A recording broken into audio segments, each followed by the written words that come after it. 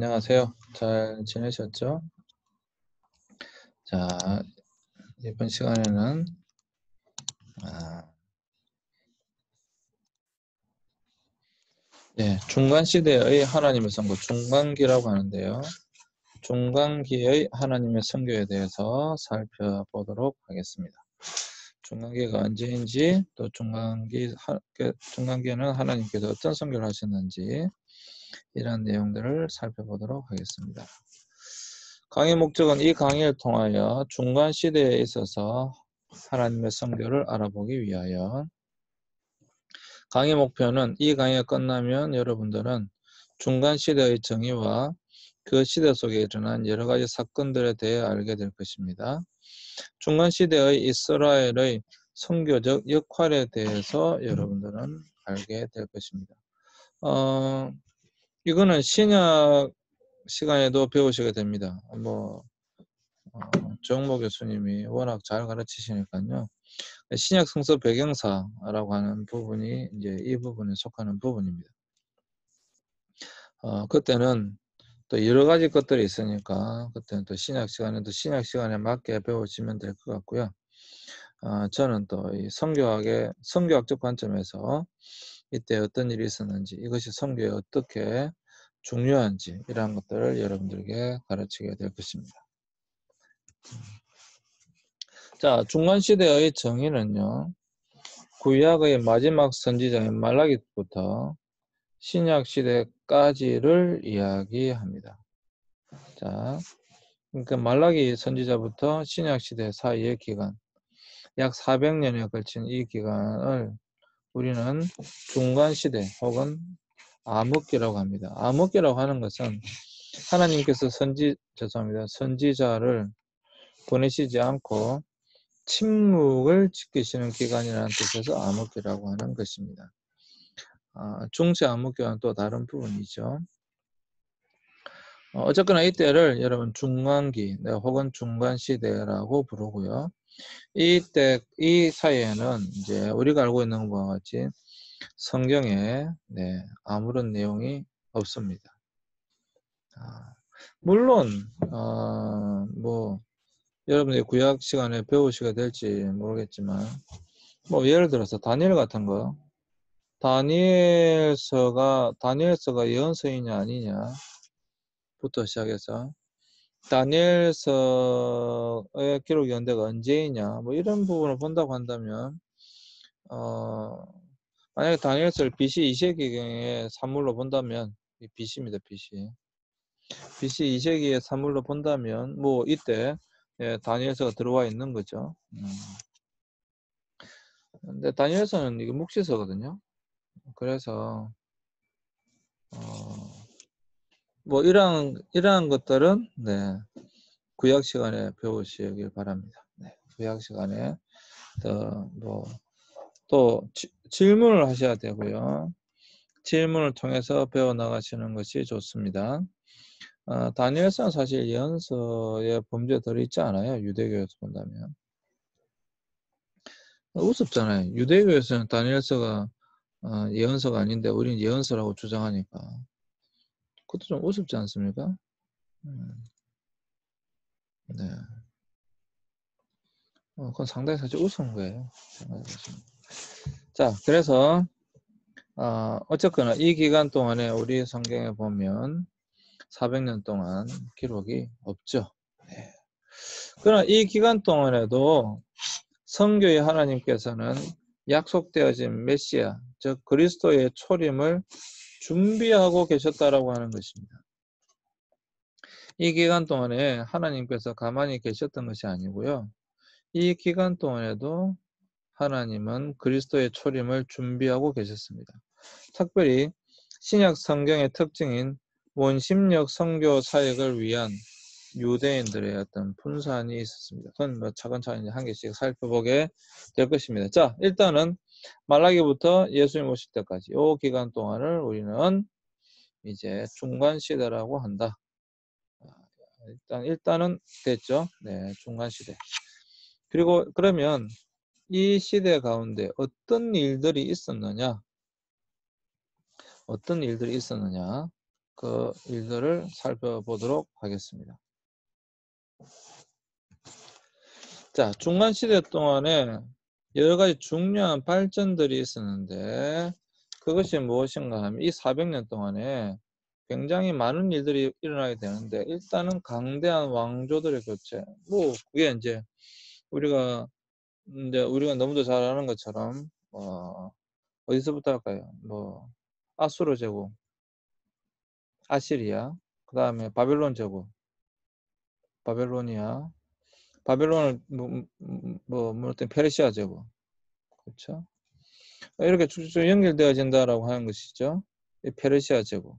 페르시아 다음에 이제 이 페르시아 이후에 이제 또 분열이 있고요. 그 다음에 이제 이 페르시아에서 넘어온 것이 이제 알렉산더 헬라, 뭐 헬라라고 할까요, 그냥? 그 다음에 이제 넘어온 것이 뭐 독립시대 잠시 있긴 합니다. 독립시대에 독립시대가 있어요. 그리고 난 이후에 뭐 이제 로마로 가는 이런 시대가 될 것 같습니다. 이제 분열왕조 시대가 있거든요. 계속 연결된다고 보고요. 이런 식으로 계속 이제 역사가 바뀌어져 간다라고 하는 것이죠. 이것도 동일하게 유럽의 판도의 변화이기도 합니다. 결국엔 예수님 당시 때는 로마가 이제 지배하게 되는 것이죠. 그리고 유럽과 아시아 국가들 사이의 국경선이 변화되었고 새로운 문화들을 주장. 이게 이제 헬라 문화잖아요. 헬라 문화. 이건 또 좀 다음 학기에 저한테 또 하여튼 이런 것들은 또 여러분들이 뭐 이제 아시게 될 겁니다. 그러니까 중간기 시대, 이 중간기 시대를 4단계로 구분하여 이스라엘 역사를 취급해 보면 일단 페르시아 시대, 방금 말씀 페르시아, 그다음 헬라, 이제 알렉산더죠, 헬라. 그다음에 이제 헬라 이제 알렉산더 사후에 곧바로 이제 제국이 네 나라로 분열됐잖아요. 그의 장군들에 의해서. 그래서 이제 이 애국 왕조와 시리아 왕조. 그 다음에 이제 독립시대. 잠시에 이제 마카비우스 혁명에 의해서 잠시 이제 독립시대가 오죠. 그리고 나서 이제 로마로 연결되어집니다. 로마. 그래서 예수님 당시에는 로마의 어떤 식민지였죠. 뭐 그러한 것들은 뭐 여러분들이 알고 계시리라 믿고요. 자, 일단 시대적으로 본다면 그렇다라고 하는 것이죠. 네. 자, 그다음 페르시아 시대가 이제 415년, 332년 알렉산더 전까지인데요. 근데 페르시아는 BC 538년부터 유대를 페르시아에 예속된 하나의 주로 지배하기 시작했습니다. 이제 페르시아가 바빌로니아를 멸망시켰기 때문에 그렇죠. 페르시아 정책은 일반적으로 우호적으로 통치하였는데요. 이 뭐가 좀 잘못됐습니다. 이전 시대 아수르와 바벨론의 포로로 잡혀가고 흩어짐을 통해서 이때 이제 가장 중요한 것이 뭐 뒤에 나오겠지만 유대교가 형성됐습니다. 그리고 회당들이 곳곳마다 생겨났어요. 그러니까 뭐냐면 유대교는 언제 만들어졌느냐 하면 바로 포로기 이후입니다. 포로기 이후에 유대인들이 만들기 때문에 유대교가 되는 겁니다. 이 유대교의 가장 중요한 특징이 회당이에요. 회당. 이건 이미 말씀드렸죠. 그래서 이 다리오의 통치 기간에 300만 명 유대인들이 127개 주에 일어난 페르시아 지역의 흩어짐을 역사가는 기록하고 있다. 뭐 엄청난 사람들이 이 로마 시대만 하더라도 로마 제국 전역에 흩어져서 살고 있었다. 약 700만에서 800만 가까이 되는 유대인들이 있었습니다. 예수님 당시에. 우리가 너무 잘 알죠. 이거 디아스포라 유대인이라고 하죠. 네, 디아스포라 유대인이라고 합니다. 네. 뭐 이때 어떤 페르시아 시대가 있었다라고 하는 것이고요. 네.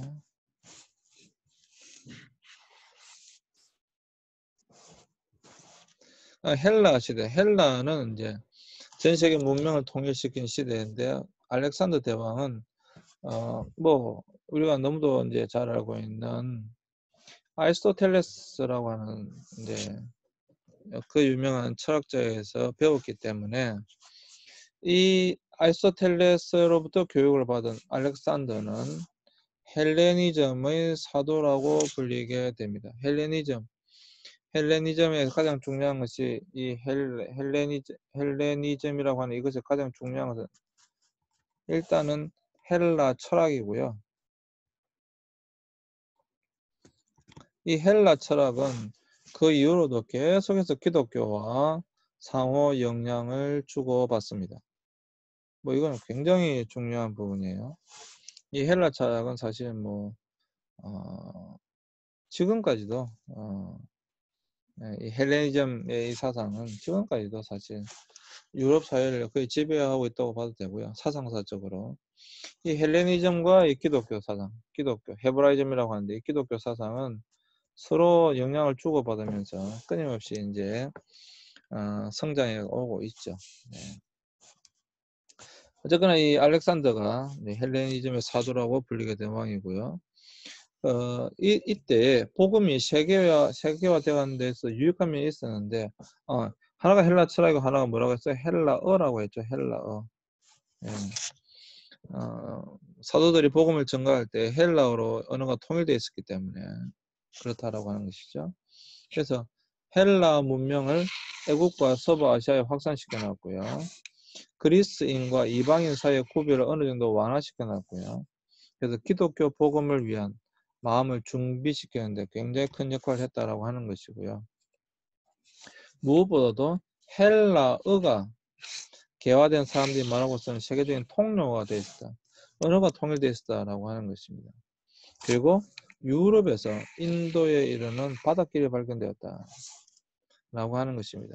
그래서 로마 시대로 넘어가 본다고 한다면 굉장히 교통이 발달되어 있었어요. 그래서 바울이 복음을 전가하는데 이 도시와 도시를 넘어서서 복음을 전가하는데 굉장히 유용했다. 거기다가 언어가 헬라어로 통일되어 있었고요. 사상사적으로도 헬라 철학이 로마 제국 내에서는 거의 뭐 사상적으로도 통일되어 있었기 때문에 이러한 부분들이 복음을 전하는데 굉장히 유용한 도구였다. 그래서 알렉산더의 이러한 업적이 유대인에게도 적용되는데요. 유대인들의 광범위한 분산은 그가 설립한 많은 도시들에서 그러니까 70개의 안드리아, 그걸 알렉산드리아라고 합니다. 지금도 있는 북아프리카의 알렉산드리아.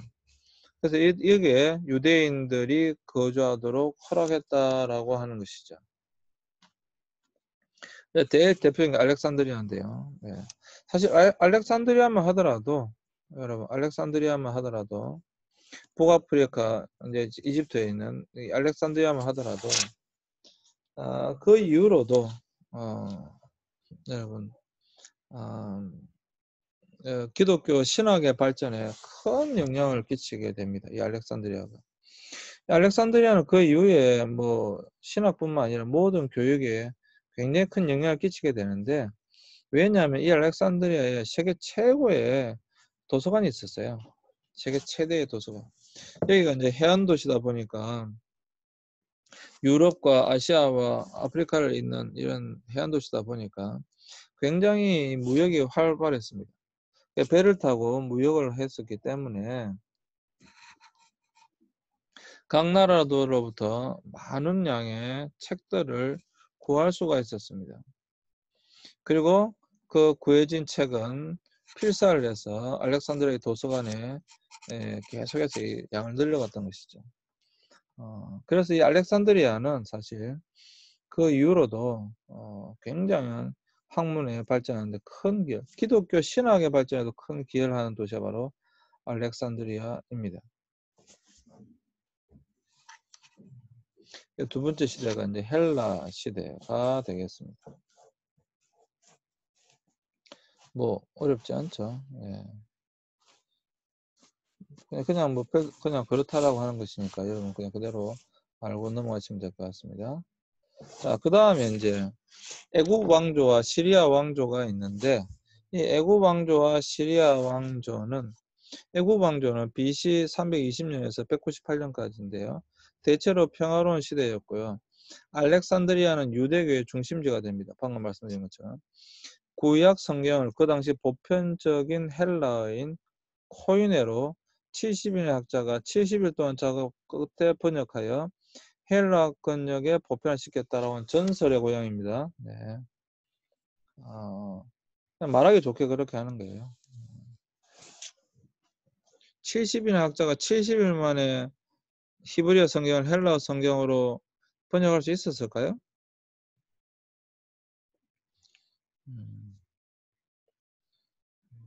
뭐 하여튼 전설의 고향입니다. 네, 이거는 뭐 전설의 고향입니다. 그냥 그렇다라고 일컬어집니다. 네, 일컬어집니다. 어쨌거나 이 시대 가운데 아, 이 septuaginta, 소위 말하면 70인역이라고 그러는데요. 70인역이 번역되어졌다라고 하는 것입니다. 그 다음에 시리아 왕조 시대인데 안티오코스 에피파네스는 모든 백성들에게 주피터 올림푸스 신을 섬길 것을 강요했습니다. 그래서 유대인들을 학대하고 유대교를 말살시키려고 시도했습니다. 무엇보다도 예루살렘을 황폐하게 만들고 성전에 돼지를 바치고 성전을 더럽혔습니다. 또한 성경 사본을 불살라버리는 행동과 하나님께 드리는 제사와 할례를 금지시켰습니다. 이 굉장히 핍박의 시기였죠. 이것 때문에 이제 반란이 일어나게 되는데 그 반란이 이제 그 유명한 그 다음 나오는 이제 마카비우스 이제 마카비 혁명이 되겠습니다. 마카비 혁명. 주다 마카비우스. 그러니까 이때를 독립시대라고 하는 약 100여 년 동안의 독립시대가 있었습니다. 지금도 이 시대를 기념한 수준들이 있죠.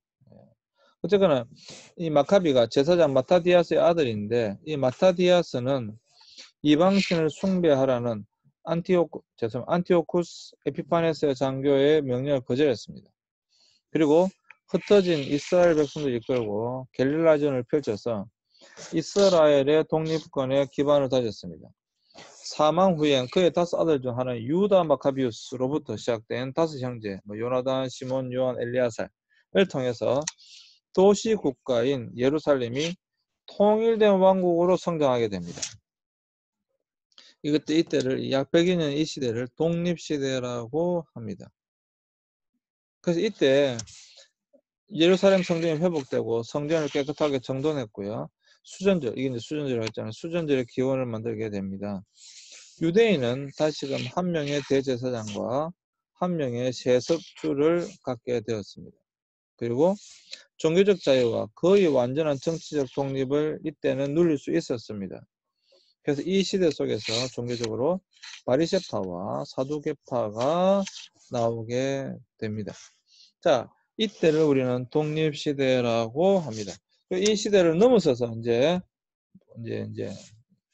로마가 나오게 되고, 로마가 나오면서 곧바로 안타깝게도 이 팔레스타인 땅은, 지금의 이스라엘 땅은 로마에 복속되게 됩니다. 네. 이제 너무 다음 장 보여드릴 텐데요. 자, 여러분 뭐 충분히 아시겠죠? 역사적으로 여러 이제 나라들이 서게 되는데 첫 번째가 있었던 것이 페르시아. 아다시피 이제 페르시아 다리오 왕 때 돌아가라 해서 그들이 이제 예루살렘에 돌아오게 되잖아요. 이제 그런 역사가 일어나게 되죠. 그 이후부터 이제 중화기가 시작되어지는 것인데, 예, 말라기 선지자 이후부터는 이제 소위 말하는 이 중간기가 나오게 되어지는 것인데, 이때 이제 역사가 페르시아가 멸망하고 헬라가 나오게 되고, 헬라 시대 때 가장 중요한 것이 헬라 철학과 헬라어로 통일되어졌다라고 하는 것이고요. 애굽 왕조 시대 때 우리가 알다시피 알렉산더 곧바로 죽잖아요. 그래서 이제 그 밑에 장군에 의해서 네 나라로 그 제국이 이제 분할 통치되게 됩니다. 이때 이제 이 이스라엘 땅은 한 번의 애굽 왕조, 그다음에 시리아 왕조에 속하게 되었다 이 말이고요. 이때 이제 코인의 성경, 헬라어인 코인의 성경 70인역이라고 합니다. 70인이 번역했다고 해서 70인역이 이제 번역되어졌다라고 하는 것이고요. 그다음에 시리아 왕조 시대 때는 굉장히 유대교를 핍박했기 때문에 이때 반란이 일어나서 이제 유다 마카비우스로부터 시작되는 이제 이 독립 시대, 이제 약 100여 년에 걸친 독립 시대가 찾아왔다. 그리고 이제 로마로 넘어가게 됩니다. 네, 잠시 쉬었다가 하도록 하겠습니다. 잠시 쉬겠습니다.